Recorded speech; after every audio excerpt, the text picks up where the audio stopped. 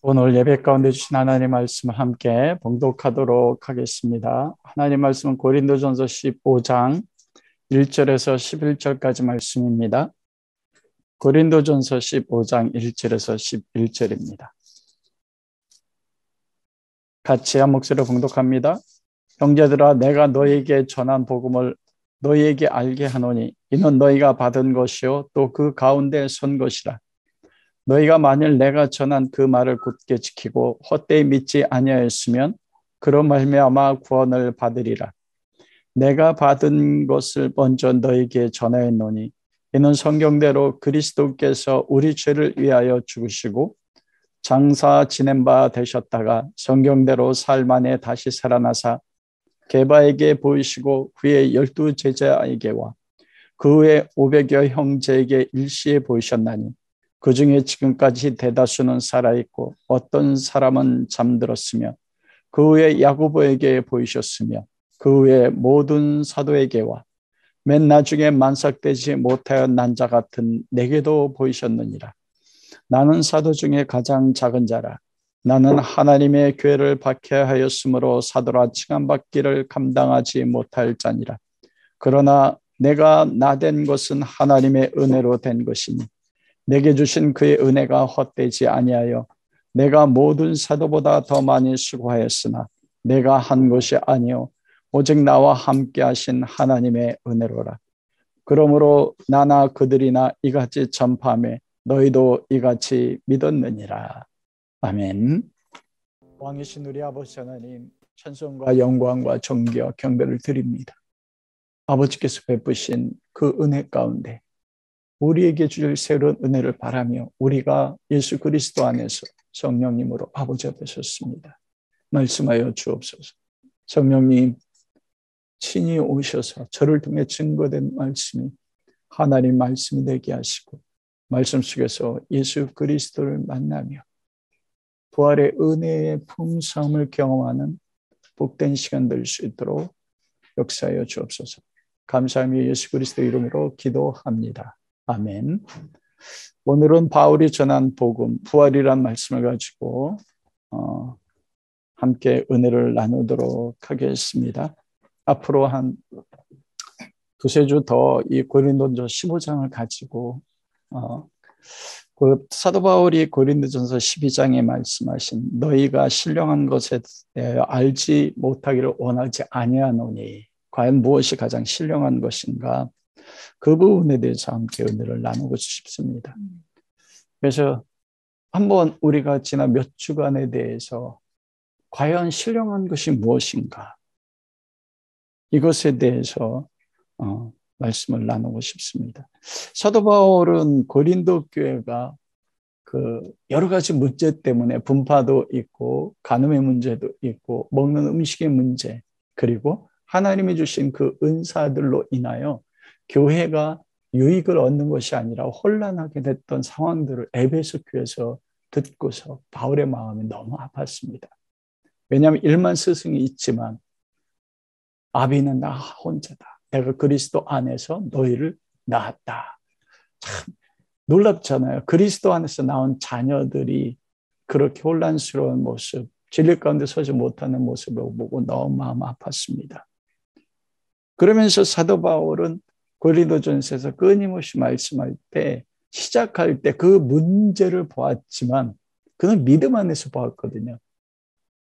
하나님의 교회, 성도라 부르심을 받는 그리스도 안에서 거룩하신 하나님의 백성들, 그럼에도 불구하고 하나님의 교회예요. 고린도 도시 안에 대표가 되는 하나님의 에클레시아, 하나님의 공의에다 너희는 그리스도 안에서 거룩해졌다. 그리고 너희는 성도다. 이렇게 바라보기 시작하거든요. 그러면서 소망 가운데 시작하는 거예요. 그리스도 날에 책망할 것이 없는 자로 하나님이 너희를 견고케 하실 것이다. 지금의 모습이 아니라 예수 그리스도께서 시몬을 바라보고 엠플레포 넌 장차 게바가 되리라.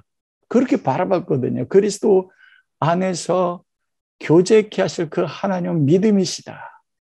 그러면서 사도 바울이 그 고린도교가 가지고 있는 수많은 문제들, 분열과 분파와 음란과 음행과 무엇을 먹을까, 음식의 문제와 결혼의 문제와 교회 안에서 남자와 여자의 문제, 예배를 때 머리에 여자들의 수건을 써야 되는지, 이 모든 문제들, 그 모든 문제들의 근본적인 해결책이 무엇인가? 그것은 신령한 것이 무엇인지를 알지 못한다고 사도 바울은 본 것입니다. 이게 고린도 교회만의 문제가 아니거든요. 우리 가운데서도 가정 안에서나 그리고 교회 안에서나 한국교회가 가지고 있는 지금 수많은 문제들이 가장 근원적인 것이 무엇이냐면 신령한 것을 모르는 것에서 이 모든 것들이 파생했다고 사도 바울은 보는 것입니다. 그렇기 때문에 거의 2000년의 시간이 지났지만 고린도 교회에 주신 바울을 통해 주신 말씀이 오늘날도 우리 가운데 진리가 되는 거예요. 신령한 것, 그거 무엇입니까? 성령에 의해서 되어지고 주어지는 모든 것들. 그러면 고린도서 12장 2절에는 신령한 것을 알지 못하면 너희가 이방인으로 있을 때나 그리고 우상에게 끄는 그대로 끌려갔느니라. 고린도 교회가 그리스도 안에서 거듭났지 않습니까? 그리고 고린도 도시 가운데 큰 영혼 구원의 역사를 이루셨어요. 그리고 신약 성경에 나오는 수많은 교회들 가운데 고린도 교회처럼 성령에 주신 은사가 풍성한 교회가 없었습니다. 그런데 고린도서 12장에서 말씀하시는 게 그거거든요. 그 신령한 것을 알지 못하는 너희들은 영적으로 어린아이라는 것입니다. 육신에 속한 자요. 그것을 신령한 것을 알지 못한다는 것은 믿는 하나님의 백성임에도 불구하고 이방인과 같다는 거예요. 영적으로는요. 우상에게 끌려가는 삶을 사는 것 같은 게 고린도 교회 모습이라고 말씀하는 것입니다. 그러므로 너희가 신령한 것을 알아야 된다. 그 신령한 것이 무엇입니까? 고린도서 12장 3절에서 하나님의 영으로 말하는 자는 예수를 저주할 자라 하지 않는다. 하나님의 영, 성령 안에 있는 자는, 성령이 말하게 하시는 자는 예수가 십자에 못 박혀 죽은 예수가 그리스도가 아니고 자기 죄로 인해서 하나님 앞에 신성모독해서 저주받아 죽은 자라. 그때 모든 유대인들이 그렇게 말하고 증거했거든요. 그런데 성령 안에서 신령한 사람들은 무엇입니까? 그리스도가 하나님 앞에 저주받았지만 바로 우리의 죄를 대신 지시고 못 박혀 죽으신 하나님의 아들 그리스도라고 고백한다는 것이에요. 가장 기본적인 두 번째 무엇이냐면 성령으로 아니하고는 누구도 예수를 주라 할 수 없다. 성령의 가장 신령한 것의 기본적인 기초가 무엇입니까? 예수 그리스도 나의 주님이십니다. 베드로가 주는 그리스도시요 살아계신 하나님의 아들입니다. 십자가에서 그 생명으로 죄로부터 우리를 사셔서 나의 주님이 되셨다는 이것이요. 이 두 가지의 핵심이 신령한 것에 가장 기본된다는 것입니다. 바로 그것 안에서 거듭남으로써 우리의 주님 되심으로써 성령께서 이 모든 것을 확증하고 증언하기 위해서 주시는 것이 은사라는 거예요. 은사와 고린도서 12장에 직분과 주께서 주시는 그리고 은사와 직분을 통해서 모든 것 가운데 모든 것을 이루신 하나님 사역. 이 모든 것들이 고린도전서 12장과 14장에 주신 거거든요. 그 특별히 은사들 가운데 방언과 예언을 통해서 어떻게 예수 그리스도로 하나로 모으는가. 왜냐하면 은사를 주신 목적이 유익해 함이잖아요. 유익이라는 원어의 목적이 하나로 모은다. 예수 그리스도로 모으는 거거든요. 예수 그리스도의 십자가의 죽으심과 죽으심으로 우리가 거듭나서 예수 그리스도를 주님으로 나의 그리스도로 모시게 하는 것. 그런데 그 모든 은사들이 우리를 그리스도 가운데 모으는 가장 큰 핵심이 무엇입니까? 고린도서 13장의 아가페 사랑이라는 거예요. 그 모든 은사가 있고 믿음이 있고 직분이 있고 사역이 있어도 못합니까? 아가페 사랑이 없으면 그 모든 것은 아무런 소용이 없고 헛된 것이래. 그런데 고린도 13장이 무엇합니까? 가장 신령한 은사를 내가 너에게 말해 뭐라고 해요? 더 큰 은사를 사모하라. 그게 사랑 아가페인데 사모하고 14장 1절 사랑을 추구하되 이거는 추구하고 사모하고 찾으면 그 사랑 은사를 주신다는 거예요. 그래서 그게 최고의 은사입니다. 그 사랑 가운데서 행하는 나에게 왔을 때 나 같은 자도 가장 작은 은사지만 그걸 통해서 성도들을 유익케 하고 성도들을 하나님이 가실 성령의 초소로 세우게 하는데 그 아가페 사랑을 통해서 하나님께서 쓰신다는 것입니다. 그리고 오늘 바로 신령한 것의 가장 마지막인 고린도전 15장을 말씀하는 거예요. 고린도전 15장은 신령한 것이 무엇인지 그 클라이막스고 절정입니다. 여러분 고린도전 12장 3절에 신령한 것의 기본 두 가지 하나님의 성령으로 말한 자는 예수를 저주할지라 아니하고 성령으로 아니하고는 누구를 예수를 주라 할 수 없다. 저주받은 자라고 말할 수 없다는 게 무엇입니까? 예수 그리스도가 십자가에 죽으셨는데 우리를 위해 죽으셨어요. 여러분 그런데 십자가의 죽으로 죄사함 받았고 우리의 주님이 되셨는데 어떻게 무엇을 통해서요? 예수님의 십자가의 죽으심이거든요.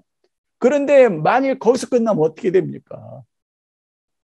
예수님 십자가에서 저의 죄와 우리 모든 성도들의 죄를 담당하시고 죄 삭은 사망이라 하나님과 저주받아 하나님과 분리되어 나의 하나님 어찌 나를 버리셨습니까 하고 십자가에 못 박혀 죽으셨어요. 만약 거기서 끝났다면 어떻게 됩니까? 그것이 고린도전 15장이에요. 우리가 고린도전 15장 전체 읽어보면 만일 그리스도의 부활이 없고 그리스도 안에서 거듭난 자들이 예수 안에 죽어서 육신의 부활이 없다면 이 세상 가운데 우리가 가장 불쌍한 자요. 구원의 모든 것을 완성하는 게 무엇인가? 그게 바로 부활입니다.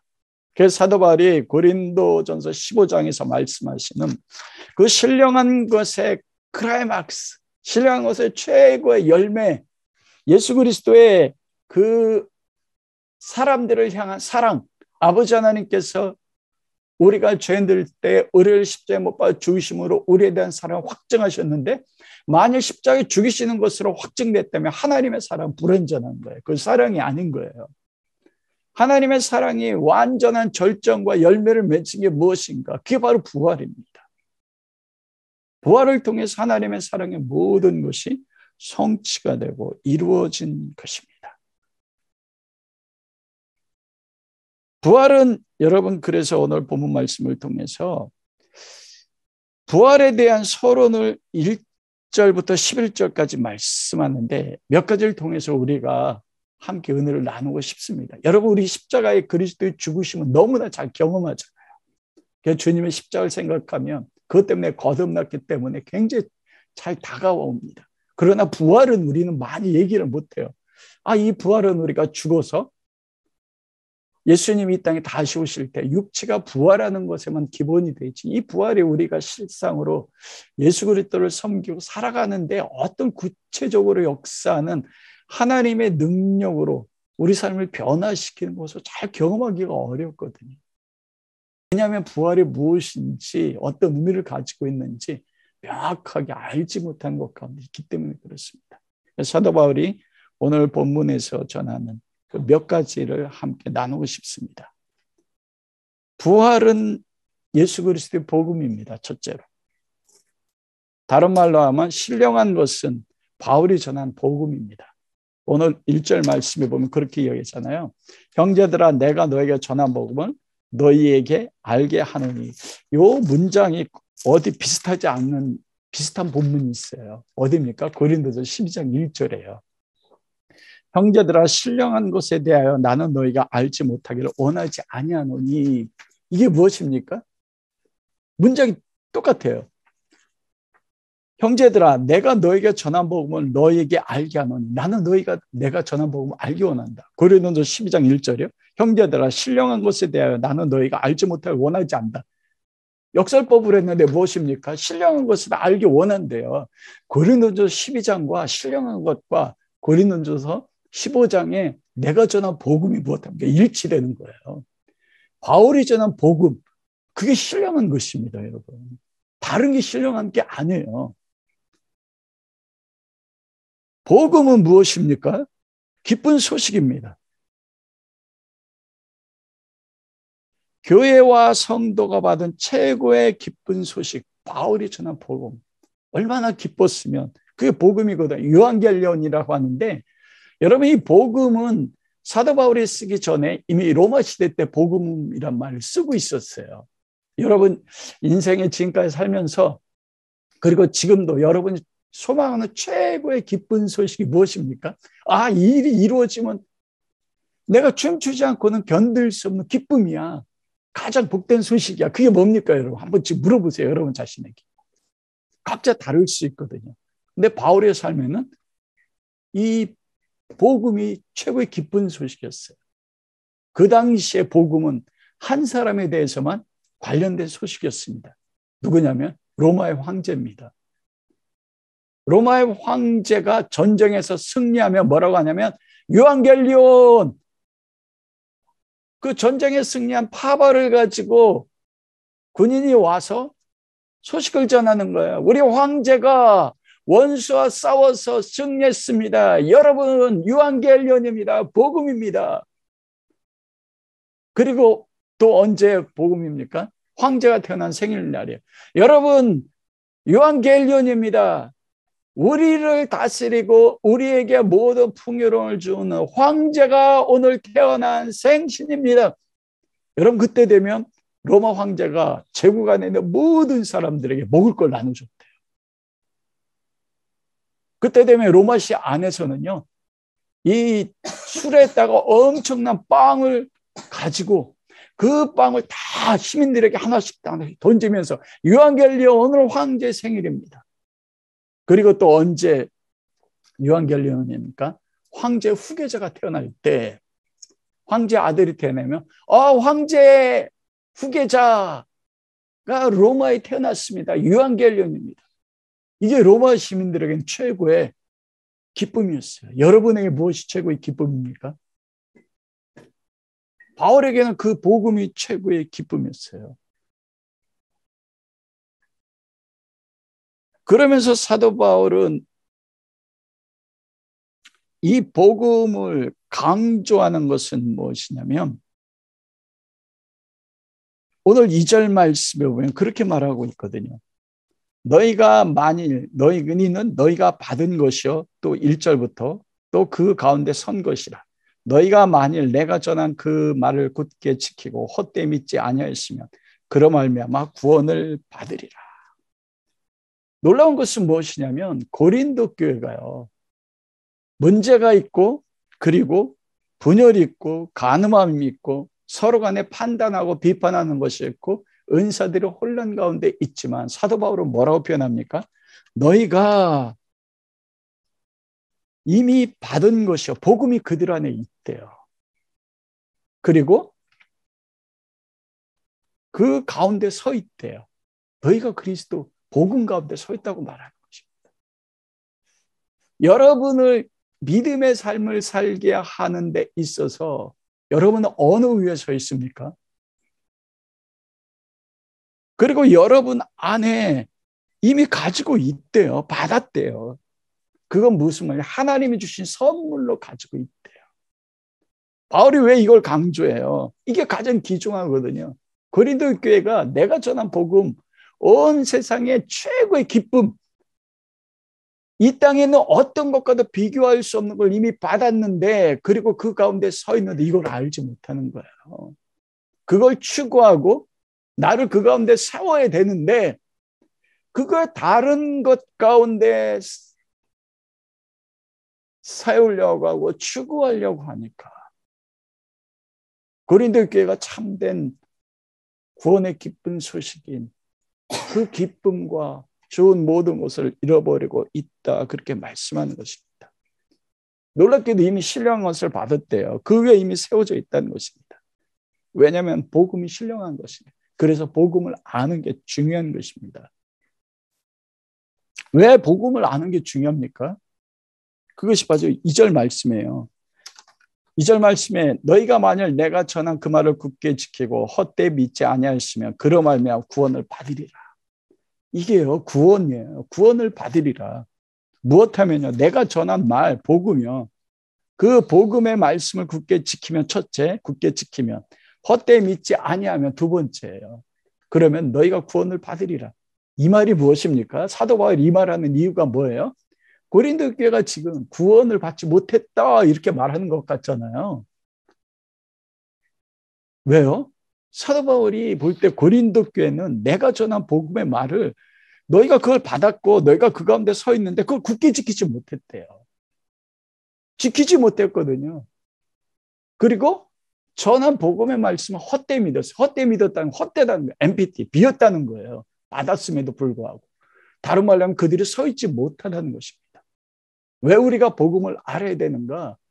복음을 알아야만이 2절에 보면 굳게 지키고 헛되이 믿지 않고 참되게 믿게 되면 구원을 받는다. 이렇게 말씀하는 것입니다. 여러분 이 말을 들으면 한번 제가 질문을 해볼게요. 이미 고린도 교회가 지금 구원을 받았습니까? 못 받았습니까? 바울이 고린도전서 15장 2절에 말씀을 할 때 구원을 받으리라. 이게 무슨 뜻이에요? 구원을 받으리라.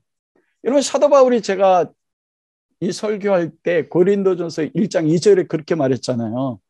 고린도전서 1장 2절에 뭐라고 합니까? 그리스도 안에서 거룩하여지고 하나님의 교회 곧 그리스도 안에서 거룩하여지고 성도라 부르심을 이미 받은 자들. 원어에는 이미란 게 있거든요. 이미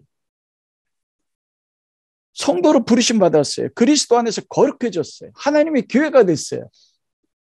구원 받았잖아요. 그런데 사도 바울이 고린도 전서 15장 2절에서 뭐라고 이야기합니까?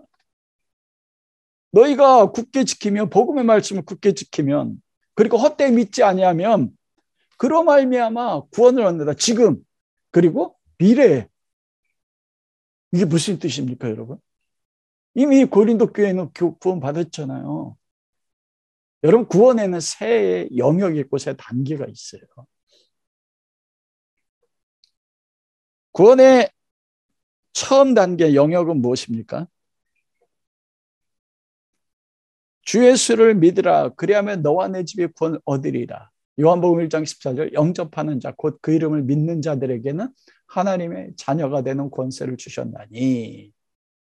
예수 그리스도가 예수가 하나님의 아들이요 그리스도요 나를 위해서 십자가에 못 박혀 죽으신 것을 믿으면 성령을 선물로 받아서 하나님의 자녀로 거듭나는 것.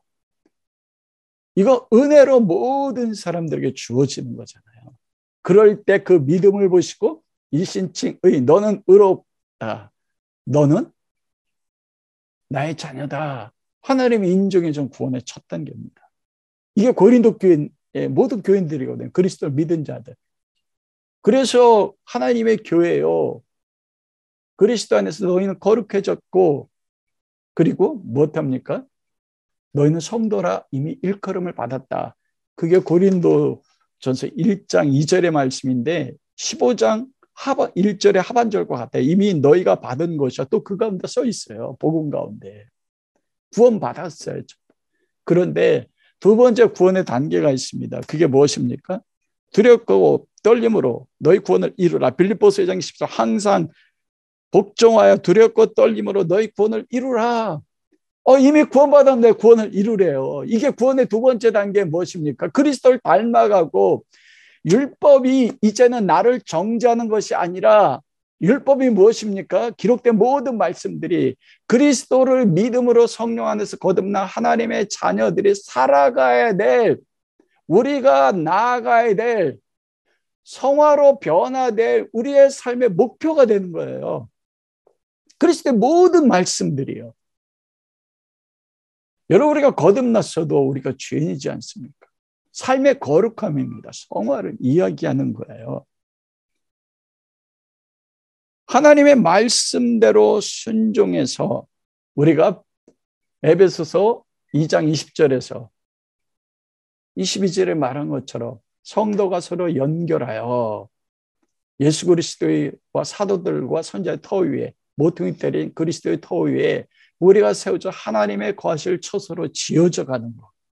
이게 두 번째 구원의 단계인 거예요. 여러분, 우리가 아는 것처럼 이스라엘 민족의 광야 40년 동안에 그들이 어린 양의 피로, 그리고 출애굽하고 홍해에서 모세 안에 있어 세례를 받았어요. 그런데 출애굽 1세대는 다 광야에서 죽었습니다. 누구만요? 여호수아와 갈렙만.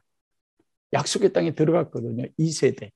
그것이 한 사람 1세대와 2세대가 아니고 그리스도 안에 거듭난 성도들의 동일한 모습이거든요.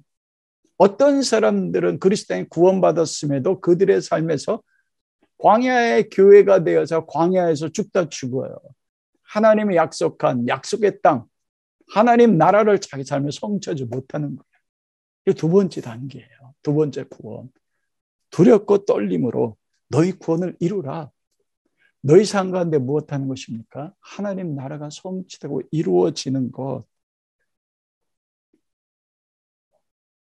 세 번째가 바로 구원의 완성입니다. 예수 그리스도가 다시 오실 때 우리가 부활의 몸으로 변화되어 새 예루살렘에 들어가 구원이 완성됐고, 여러분, 그래 여기서 구원을 받으라는 무엇입니까? 바로 두 번째, 세 번째 단계. 그리스도의 예수의 날에 그 책망할 것이 없는 자로 서는 것. 이게 바울이 고린도 교회를 향해 가졌던 믿음 아닙니까? 그리스도의 예수의 날이 제가 뭐라 설명했습니까? 현재와 미래거든요. 현재는 무엇입니까? 내 삶 속에 그리스도 예수의 날이 이루어지는 거예요. 부활하셔서 살아계신 주 그리스도를 경험함으로써 광야 같은 인생길에서, 우리 효실 집사님이 기도할 때 마음이 얼마나 아픈지 이해할 수 없는 고난이요. 왜 주님 앞에 서는데, 우리가 그리스도 사랑하는데 왜 이해할 수 없는 고난이 그렇게 끊임없이 계속돼?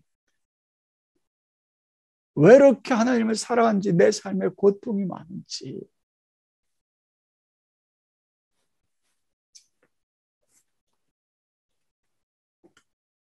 바로 그 가운데서 내 앞에 계신 주님을 통하여 그 모든 걸 이기게 하는 것. 여러분, 부활이 무엇입니까? 우리는 부활이 세 번째 단계로 예수님이 오실 때 영원히 썩지 않은 부활의 몸으로 다시 사는 것. 그게 맞아요.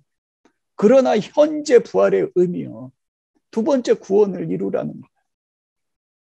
내가 전한 복음의 말씀 가운데 너희가 굳게 지키고 믿으면 그로 말미암아 지금 구원을 이룬대요.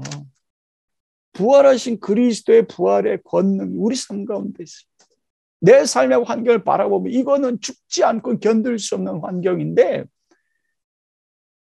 이 구원의 단계 두 번째에 들어가니까 무엇합니까? 왜 그렇게 알 수 없는지 내 안에 솟아는 기쁨이 있는, 이게 부활이에요. 내 환경은 사망의 환경인데 내가 인간을, 사람을 바라보면 이거는 소망이 없어요. 이건 죽은 거예요, 우리의 환경이. 그런데 놀랍게도 그러한 환경 가운데서도 예수 그리스도를 만나 복음 가운데 서 있을 때 그 삶의 환경이 생명의 환경이 되고 살아나고 기쁨이 되는 것. 그것이 바로 구원을 받으리라는 것입니다. 그리고 내가 지금 그 모든 고난 속에서 모든 것을 잃어버리는 것 같아도 마지막 날이 되면 부활하시는 것을 믿는 믿음이에요. 이게 사도 바울이 얘기한 부활을 받으리라는 것입니다. 무엇할 때 내가 전한 복음의 말을 굳게 지키고 헛되이 믿지 아니하면 이런 구원을 이루어 나가는 것, 그것이 바로 복음입니다. 그런데 놀랍게도 하나님은 미쁘셔서 그걸 이루어 나가신대요. 우리를 통해. 그게 우리의 소망입니다. 두 번째로 복음은 예수 그리스도입니다. 복음은 예수 그리스도에 대한 모든 것입니다. 3절과 4절입니다. 내가 받은 것을 먼저 너에게 전하였노니 이는 성경대로 그리스도께서 우리 죄를 위하여 죽으시고 장사 지낸 바 되셨다가 성경대로 삶 안에 다시 살아나셨으니. 여러분, 이게 복음의 전부예요. 그런데 이게 기쁨이 되는 거죠. 우리의 가장 큰 문제는 뭐냐면 고린도교의 문제도 동일했어요. 예수 그리스도가 나의 성경대로 우리 죄를 위해 죽으셨다는 그것이 나의 기쁨인가? 그래서 그리스도만을 생각하면 내 삶의 모든 죽음 같은 절망이 있는데 모든 사람들이 다 나를 배반한 것 같고 어느 삶 속에서도 인간들을 바라서 소망이 없는 것 같은데 예수 그리스도의 십자가의 죽으심만 생각하면 그게 기쁨이 있는지. 그리고 성경대로 장세 지낸 바 되시다 성경대로 사흘 만에 다시 살아나는 것. 이게 최고의 기쁨이고 최고의 즐거움, 복음이래. 여러분 한번 제 질문하고 싶어요. 여러분이 이게 있어서 최고의 기쁜 소식은 무엇입니까? 여러분 우리가 가지고 있는 문제의 핵심은 이게 문제예요. 저 사람이 안 바뀌어서 문제예요. 재정이 무너져서 문제야. 그 가장 큰 문제거든요. 근데 바울은 이야기할 때 성경은 그게 문제가 아니다.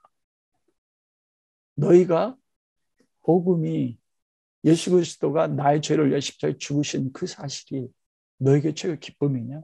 그것만 생각하면 내 안에 솟아난 기쁨이 있는가?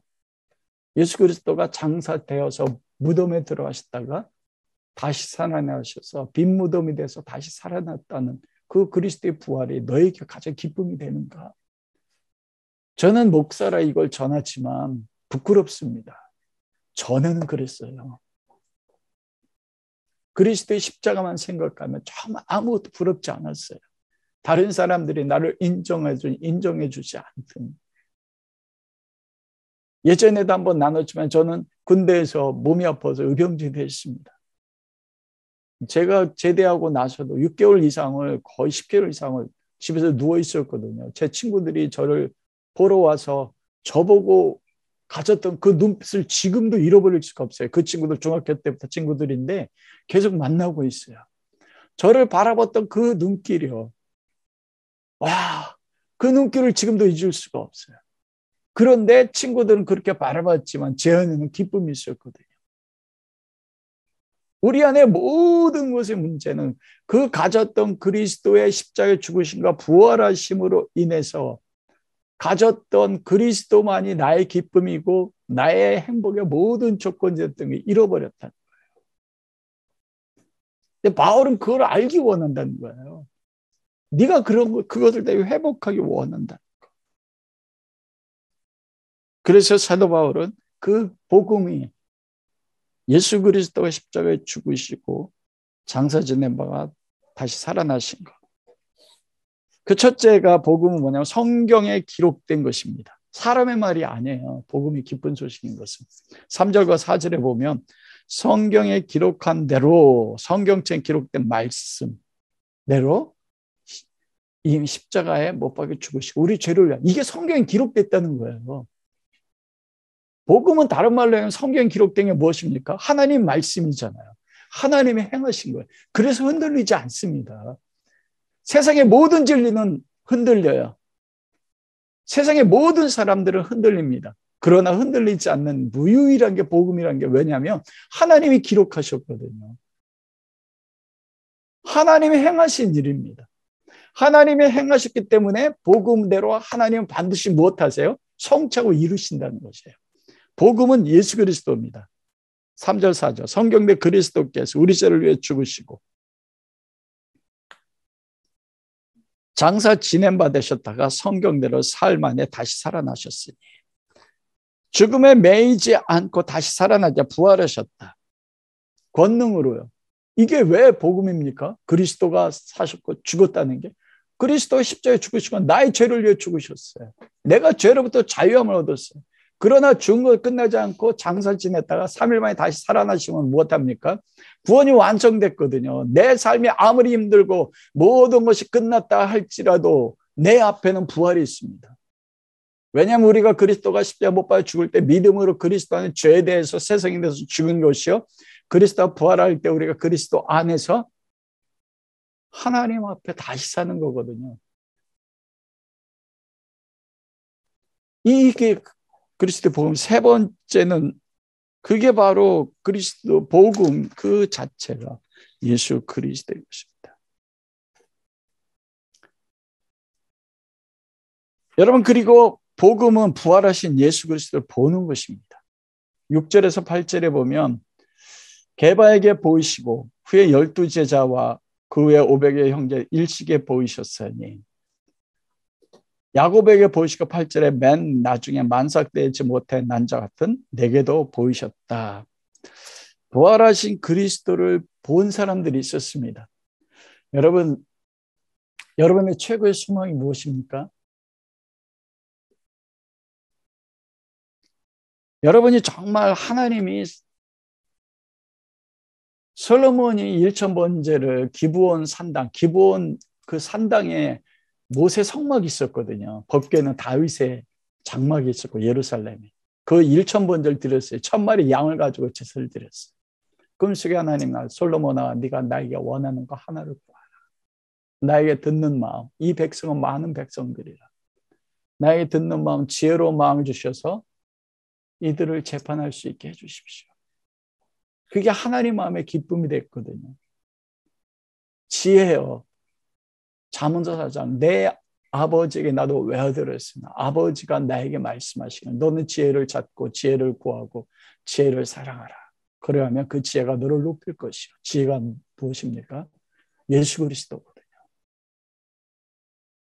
여러분, 신앙 삶의 최종의 목적은 뭐냐면 바로 이 예수 그리스도를 보고 그리스도 안에 있는 하나님을 보는 것입니다. 빌립이 요한복음 10장에 우리에게 아버지를 보여주십시오. 아들을 보았거늘 아들을 본 자는 아버지를 보았거늘 왜 아버지를 보여달라고 하느냐. 영생이 무엇입니까? 여러분, 지금 우리가 영생을 누릴 수 있는 게 그것 때문이에요. 우리는 죽어서 천국 가서 영원 사는 걸 영생이라고 믿지 맞습니다. 그런데 그것을 하나님 아버지와 그리스도가 계시지 않으면 그것도 영생입니까? 아닙니다. 영생이란 유일하신 참 하나님 아버지와 그의 보내신 예수 그리스도를 아는 것이에요. 우리 삶이 모든 사람들이 지옥과 같아서 매일 정말 하나님 앞에 나갈 때 하나님 내가 죽는 것이 소망이에요. 이런 환경 속에서도 그걸 천국으로 만들어 나갈 수 있는 건 무엇입니까? 내 앞에 계신 주님을 보는 것이요. 그리스도를 보는 것이요. 모세가 이스라엘 백성 범죄했었을 때 내가 너와 함께 가리라. 나의 사자를 보내겠다. 너를 통해 나의 뜻을 이루겠다. 근데 모세는 그걸 만족하지 않았어요. 출애굽기 30장 18절에 뭐래요? 모세가 가로되 원컨대 주의 영광을 나게 보여주십시오. 주님을 보는 거였어요. 만일 여러분들이 그리고 우리가 기도하는 아픔 가운데 우리의 가족이 우리의 피부치가 이 12사도처럼 500여 성도들처럼 그리고 게바처럼 베드로처럼 주 그리스도 부활하신 주님을 볼 수 있다면 어떤 일이 우리 가운데 일어날까요? 복음은 부활하신 그리스도를 지금 보는 게 복음입니다. 여러분, 다윗의 시편 8편 1절에 여호와 우리 주여 주의 이름이 온 땅에 어찌 그리 아름다운지요. 예수 그리스도의 이름이 온 땅에 가장 아름다웠어요. 여러분의 정말 영혼 깊은 곳에 솟아나는 목마른 사슴이 신의 물을 찾아내다 갈망하는 게 무엇입니까? 그리스도를 보는 거거든요. 이것이 우리의 문제의 핵심이에요. 고린도 교회의 문제의 핵심이 바로 그것이라는 것입니다. 부활하신 그리스도에 대한 깊은 만남을 잃어버렸습니다. 사도 바울이 사울이 바울이 될 수 있었던 게 무엇입니까? 바울이 빌립보서 3장 4절에서 8절에 바울은 나도 자랑할 것이 있으니 바리새인 바리에 태어날 때부터 유대인 태어났고 할례를 받았고 로마 신분이 있어요. 율법으로 완전했어요. 그런데 그 모든 것을 배설물로 여겼다. 왜 그렇냐면 8절에 내 주 예수 그리스도를 아는 지식이 가장 고상함. 그리스도를 아는 지식. 예수 그리스도를 경험했거든요. 여러분, 신령한 것의 최고가 무엇입니까? 그리스도를 경험하는 야다로서 아는 거예요. 남자와 여자 결혼해서 신혼의 밤을 해서 벗은 채로 아담과 하와가 알아서 자녀를 낳도록 그리스도를 알아가는 것이요. 고상하다는 것은 원어로 우수하다, 능가하다. 예수 그리스도를 아는 것과 이 세상에서 더 우수하고 능가되는 것이 없다는 것입니다. 나의 삶에서 예수 그리스도가 최고로 우수하고 나의 삶에 예수 그리스도가 모든 것을 능가하는 것은 그리스도에 아무것도 없다는 거예요. 그럴 때 세상의 모든 것이 배설물로 보였거든요. 다음의 세계에서 찾아오신 예수 그리스도의 은혜요.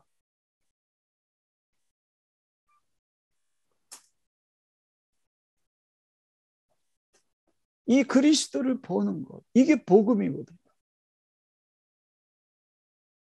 여러분 한번 제가 여러분에게 물어보면 여러분이 어떻게 그럼 예수 그리스도의 십자가에 죽으신가 부활이 여러분을 향해서 증거될 수 있습니까?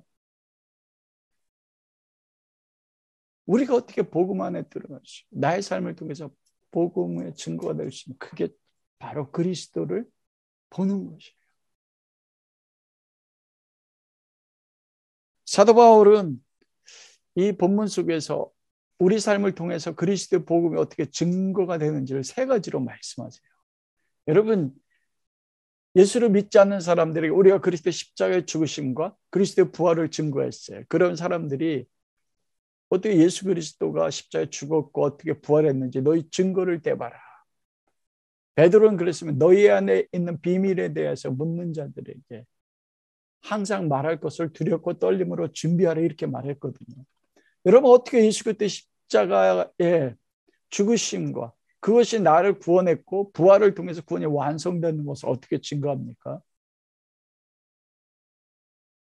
세 가지로 증거할 수가 있어요. 제가 왜 이 복음을 강조한 바울의 복음을 강조하냐?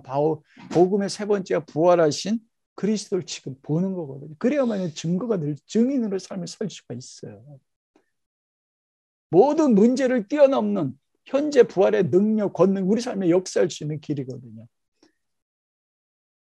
첫째로 뭐냐면 우리가 믿는 복음 그 자체가 증거입니다. 1절에서 2절 말씀에 보면 형제들아 내가 너에게 전한 복음을 너희가 알게 하노니 너희가 받은 것이요 그 가운데서 너희가 복음 가운데 서 있대요. 그건 뭐냐면 우리가 서 있는 게 무엇 위에 서 있습니까? 여러분의 신앙이 무엇 위에 서 있어요? 내가 예수 믿고서 내가 봉사하는 것 속에 아니면 성경을 읽는 것 속에 묵상을 나누는 것 속에 그것도 맞을 수 있어요. 그리고 헌금을 많이 드리는 것 속에 여러분이 세워집니까? 여러분이 받은 게 그겁니까? 내가 하나님 앞에 설 때 하나님 앞에 내놓을 수 있는 게 뭐예요? 여러분의 행위입니까? 아니에요. 우리를 하나님 앞에 세우는 건 뭐냐면 복음밖에 없다는 거예요. 1절에 전한 복음을 알겠다. 그 결과로 너희가 그 가운데 서 있고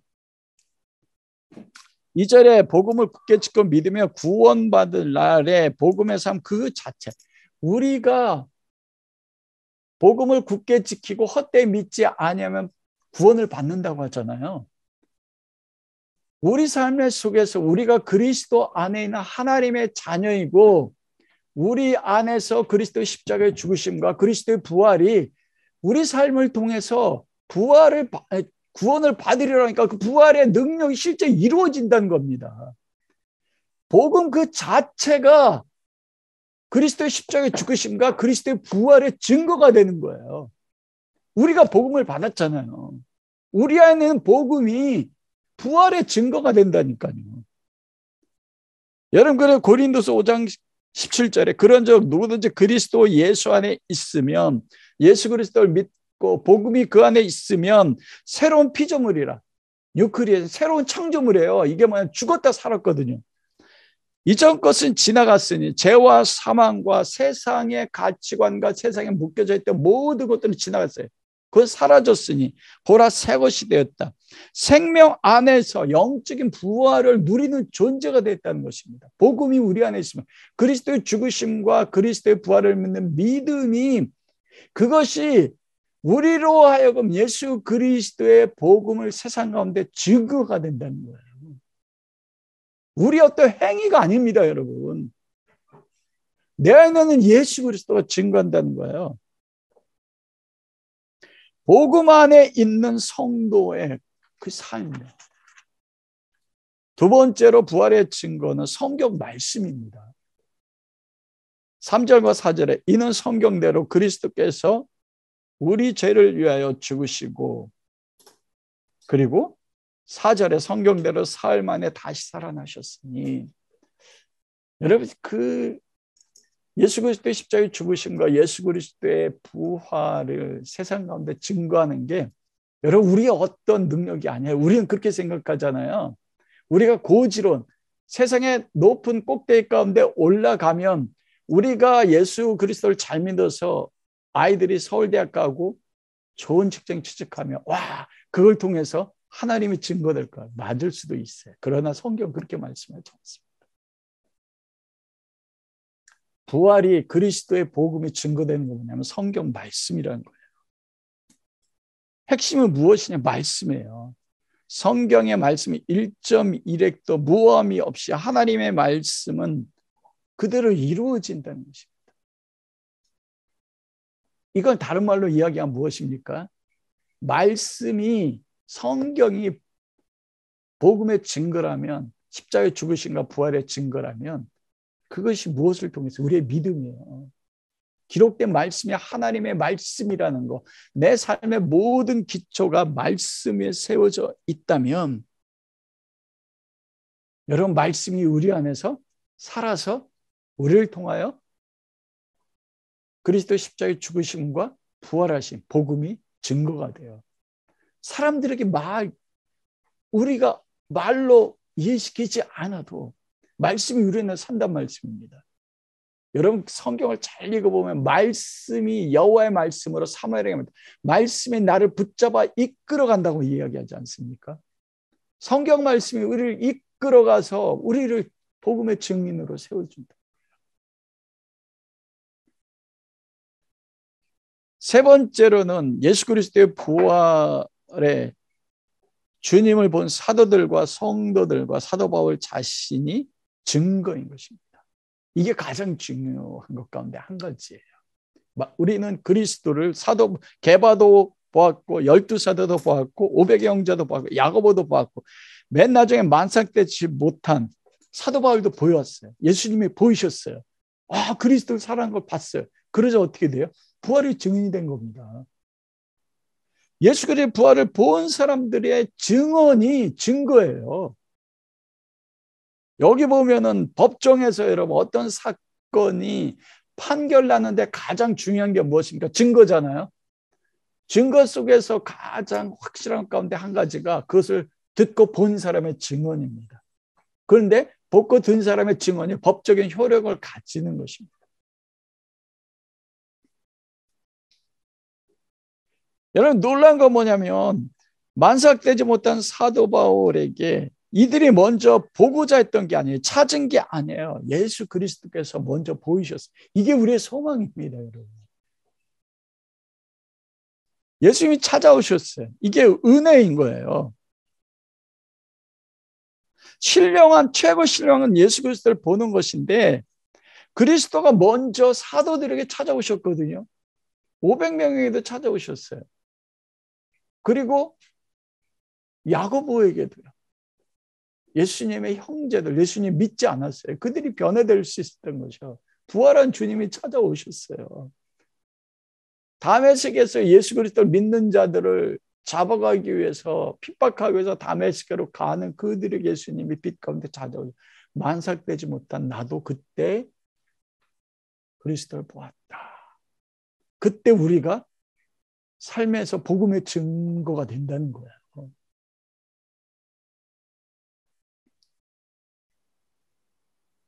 여러분 결론을 말씀드리면 바울이 왜 내가 너에게 전한 복음을 알기 원하냐? 바울에게 은혜로 찾아오셔서 만나주신 그 주님으로 인해 바울이 어떻게 됐습니까?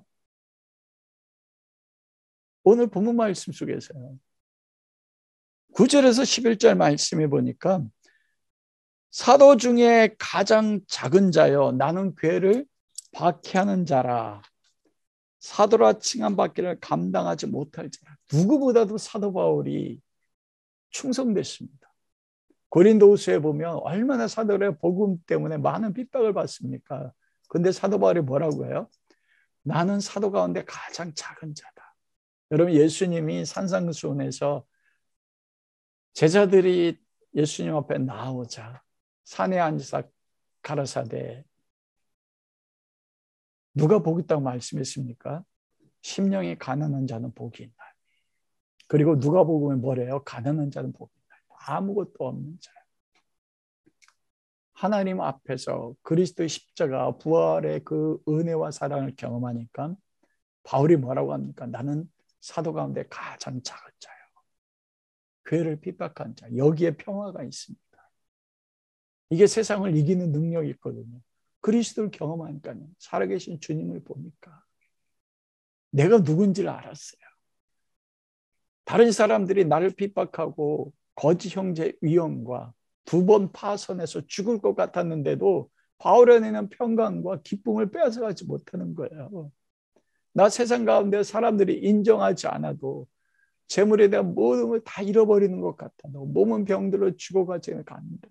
바울이 죽을 때까지 몸에 병을 가지고 있었습니다. 그런데 나는 사도 중에 가장 작은 자예요. 그 가운데 평강이 있었어요.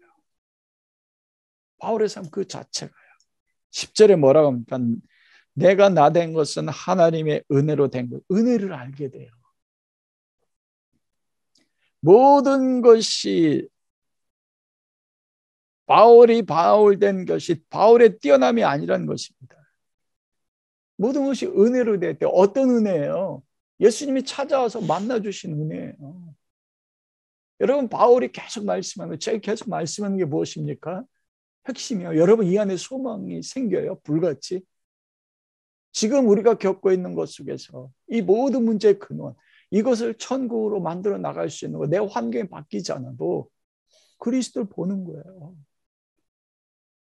다시 예수 그리스도의 십자가 앞에서 내가 죽어지는 것이고 그리스도와 함께 내가 죽어서 그리스도와 함께 다시 부활하는 거, 부활한 주님을 눈으로 보고 만나는 거예요. 그러면 뭐합니까? 은혜로 나를 하루 만들어 나가신대요. 내가 나 된 것은 내 노력도 아니고 나의 뛰어남도 아니라고 말씀해요. 내가 그렇게 41 가만태장을 4번이나 맞고 돌에 맞아 한번 죽다가 살아나고 형제의 영과 많은 굶주림과 헐벗음을 겪었는데 그 모든 걸 할 수 있다는 건 무엇이냐? 내가 부활하신 주님을 보았다는 겁니다. 부활하신 주님이 내 앞에 있어요. 여러분, 주님이 우리 앞에 있는 그 주님을 보면 어떻게 됩니까? 은혜로 나를 만들어 나간다는 것입니다.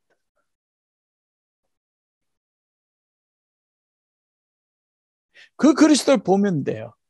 그런데 소망이 무엇입니까?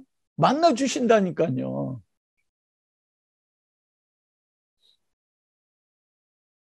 11절 말씀에 보면 뭐라고 하면 나나 그들이나 이같이 전파하며, 어떻게 전파해요? 만나 주셔 전파했거든요. 너희도 이같이, 누구같이, 그러니까 12사도처럼 바울처럼 나처럼 어떻게 해요? 12사도와 바울이 뭐예요? 바울처럼이 어떻게 돼요? 만나 주신다는 거잖아요. 너희도 이같이 믿었느니라. 이게 원어는 피스투어인데 현재 완료형입니다. 너희도 이같이 나처럼 12사도처럼 나 사도 바울처럼 은혜로서 만들어 나가도록 믿게 하겠다. 이게 뭐냐면 우리가 고린도전서 1장 9절 말씀에 그렇잖아요. 그리스도 안에서 우리를 교제케 하는 하나님은 믿으시다. 이 믿으시다가 하나님 아름답다가 아니라 뭐라고 해서 하나님은 믿음이시다거든요. 하나님이 믿음으로 만들어 나간다는 거예요. 현재 완료입니다. 그리스도를 만날 그때부터 그리스도가 다시 오시는 그날까지 우리가 있었던 딱 그리스도 앞에 설 때까지 책망할 것이 없는 자로 우리를 사도 바울처럼 만들어 나간다는 것이에요. 믿게 되고 믿게 될 것이다. 부활하신 주님을 만나도록 만들어 나갈 것이다. 여러분, 여기 소망이 있습니다. 매 순간요. 어제 정기선 집사님과 나눌 때 하나님 주셨던 말씀이 시편 16편 말씀이에요. 여호와여 내가 주께 피하나이다. 나를 보호하소서. 내가 주께 고백하기를 주는 나의 주님이시오니 주밖에 나의 복이 없나이다. 다윗이 피하는 삶의 고통 가운데서 주밖에 나의 주님이 없습니다. 그때 8절에 그때 주 그리스도를 보았거든요. 다윗이 그때 봤어요. 내가 항상 내 앞에 계신 줄을 보았으며 그가 내 우편에 계심으로 내가 요동치 아니할 것이며 그때 부활하신 주님 앞에 주 앞에는 영원한 기쁨이 있고 주 옆에는 영원한 즐거움이 있나이다. 여러분 다윗의 환경이 바뀐 게 아니에요. 부활하신 주님을 눈앞에 보니까 어떻게 돼요? 바뀌었어요. 엠마오로 내려온 두 제자가 눈앞에 예수님이 오셨는데 예수님인 줄 알지 몰라요. 이게 고린도교의 고통, 우리의 고통입니다. 부활의 주님이 내 앞에 계신데 주님을 볼 수 없어요. 욥이 그 고난 가운데 고통이 뭐였습니까? 내 앞에 계시나 볼 수 없고 내 옆에 말씀하시나 내가 들을 수 없는 거예요. 그때 예수님께서 구약 성경으로 기록된 당신에 대한 주님에 대한 모든 말씀으로 풀어주네. 그게 뭡니까? 성경대로 우리의 죄를 위해 죽으시고 성경대로 장사되었다가 다시 살아나신 것을 구약성을 다 풀어주니까 어떻게 돼? 우리 마음이 뜨겁지 않더냐. 여러분 불같이 뜨거운 거예요. 복음이에요. 부활한 주님 말씀 속에서. 그때 눈이 열려서 주님을 본다. 이게 소망입니다. 여러분 히브리서 4장 2절에 그들과 같이 우리도 복음 전함을 받은 자이나 고린도교회 복음 전함 받았어요. 우리도 받았어요. 1절에 말한 것처럼 너희 전한 복음을 너희가 알게 하노니 이미 너희가 받은 것이요 그 가운데 서 있어요. 그러나 그들이 열매 맺지 못함은 들은 바 그 말씀이 그들에게 유익하지 못한 것은 히브리서 4장 2절에 왜 유익하지 못합니까? 듣는 자가 복음을 듣는 자가 믿음과 결부시키지 아니하니라. 믿음과 결부시키지 않았어요.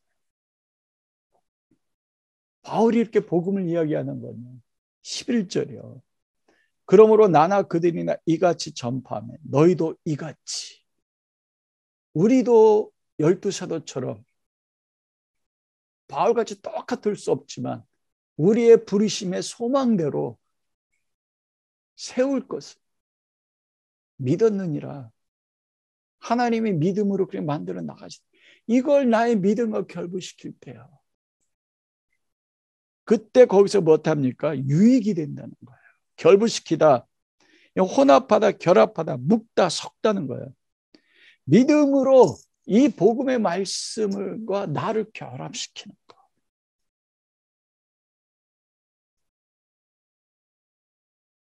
여러분 이게 우리 소망 아닙니까? 이 믿음에서 소망이 나오고 여러분 이 소망에 따라서 내 앞에 계신 그리스도를 보게 되면 그 소망 속에서 우리를 어디로 이끌어요? 십자가의 그리스도의 사랑 아가페요. 예수 그리스도를 만나면 여러분 어떻게 될까요? 최고의 소망 예수 그리스도에 한번 미치고 싶은 거예요. 미치도록 사랑하는 거예요. 그런데 그렇게 만들어 나가신대요. 왜냐하면 이미 너희가 받았고 그 가운데 서 있었으니. 이같이 그러므로 나나 그들이나 이같이 전파하매 너희도 이와 같이 믿었느니라. 지금으로부터 하나님이 만들어 나가실 것입니다. 여러분 기대하십시오. 믿음과 결부시키십시오. 다윗의 고백처럼 내가 항상 내 앞에 계신 줄을 배웠으며 그가 내 우편에 계심으로 내가 요동치 아니하라. 이 축복을 하나님이 허락하십니다. 이 모든 은혜가 함께할 수 있기를 주님의 이름으로 축원합니다.